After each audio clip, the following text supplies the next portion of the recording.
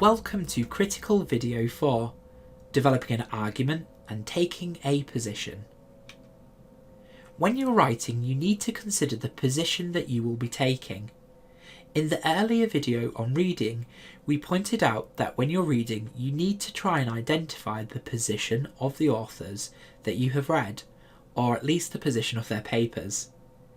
This is because no matter what issue, concept, event, or theory you're engaging with, there's always a spectrum of relevant debate.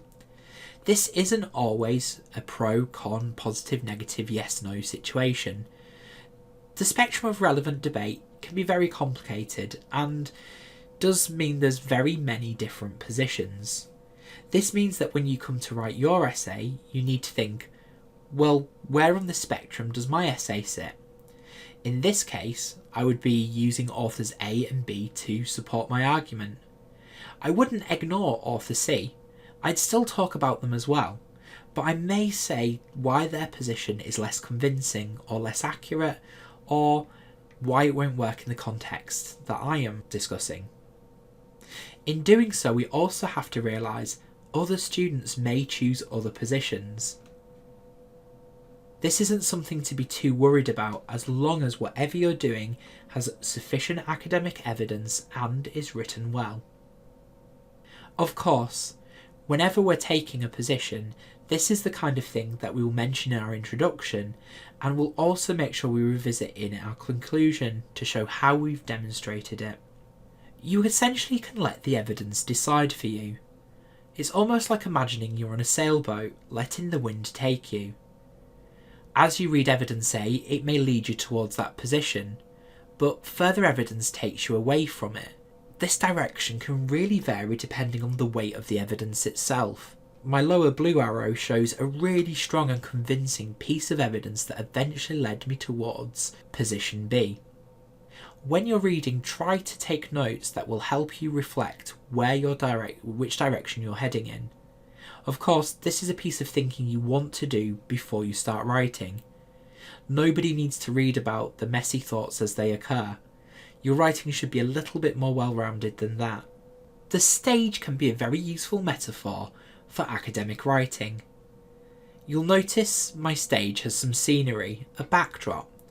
This represents the real fundamental and founded ideas in the discipline. It's the kind of thing that I would see written into textbooks. It's very common, well-evidenced, well-established ideas. On the stage you'll see there are a number of actors or players. These can almost be thought of as journal articles. In each of them, they represent slightly different positions.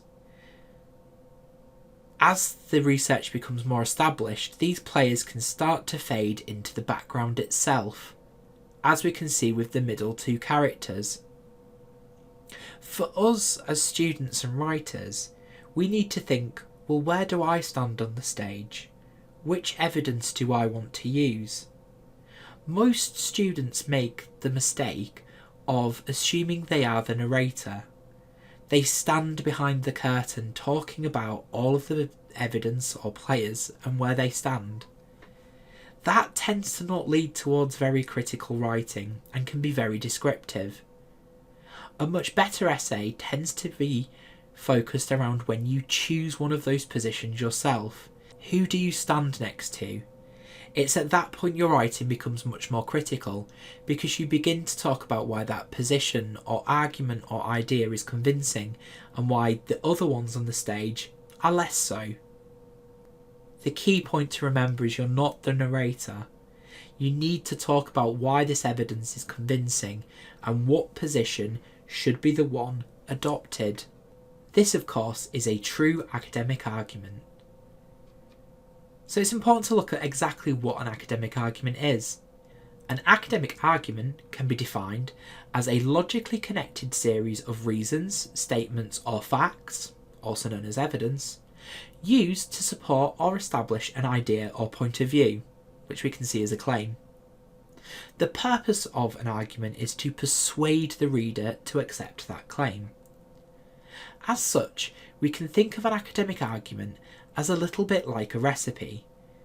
To have an academic argument, we need these three building blocks: a claim, a premise, and an attempt to persuade. The claim is not necessarily the answer, but it's what you, the writer, are claiming is the best answer. This is of course contextualised with the limits of knowledge as we know them right now, and what you know and what materials you have available to you. We tend not to write indefinites in academic language. Your claim is backed up through premises. A premise is a principle or statement which is believed to be true and leads to that claim, and this can be based on uncontested or contested knowledge. Uncontested knowledge is stuff that's generally agreed. This tends to be very founding and set things within the discipline.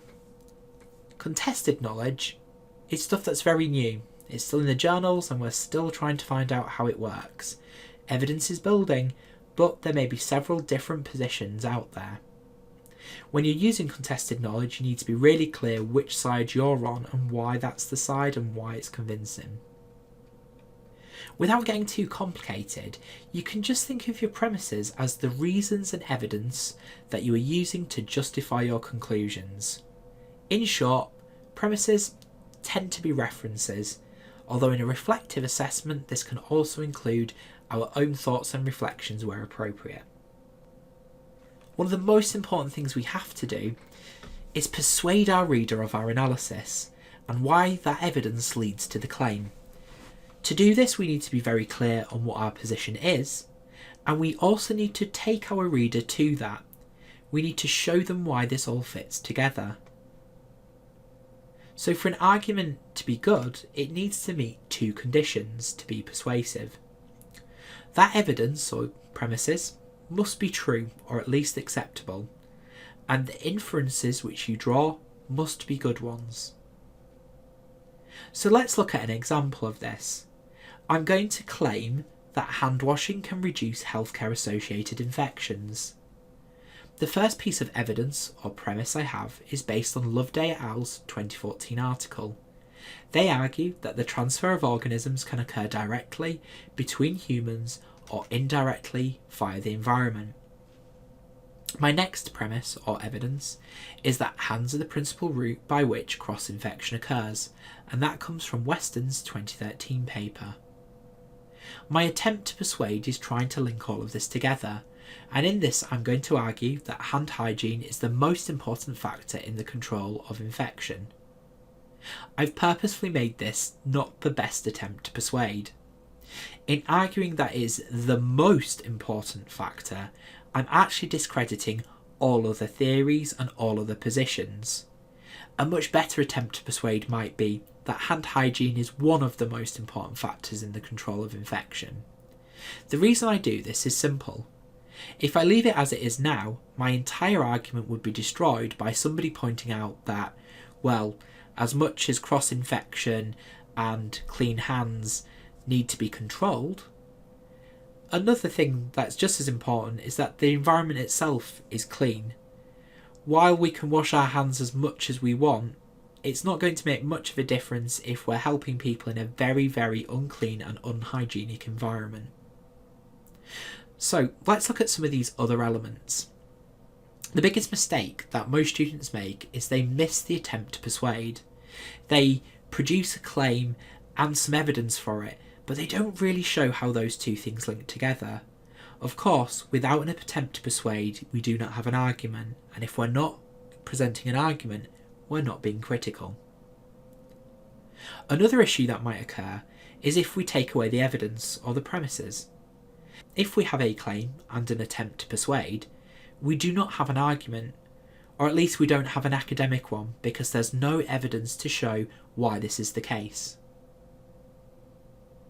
Let's now remove the claim. If we take the claim away, we've just got evidence and attempt to persuade. While this may be very academic and very good evidence, it can be very difficult for a reader to know exactly what you're trying to argue if you're not upfront about this. As such, we need all three of these components, our claim, the premise, and the attempt to persuade, to have an argument and we need to have an argument if we are to be critical. For this video's activity, I'm going to present you an issue, and I want you to consider what position you would take and how you would defend it. The issue is, should smokers get free healthcare for smoking-related health problems? In your reflection on this, you should think what your claim is, so what do you think is the best answer? What reasons you would give for this? And why does this evidence support the claim you are making? You don't need to go away and do any reading for this, just think around the issues and the different forms of evidence you would give. This is a good example issue. Very few people end up in the binary yes or no position. There's often quite a few conditions around this. For example, I may believe that smokers shouldn't get free healthcare for smoking related problems, but I would have exceptions, maybe those who are exposed to second-hand smoke without any control. Alternatively, I may take the other position, that everybody should get free healthcare no matter what their condition is and their lifestyle. However, if you are a smoker and you are in need of, say, a lung transplant, you maybe shouldn't get that if you're unwilling to give up smoking, because you're just going to ruin your next set of lungs. These are very crude examples, but they're quite a nice way for us to think about what position we take on that spectrum and how we may defend it. I now invite you to do the same.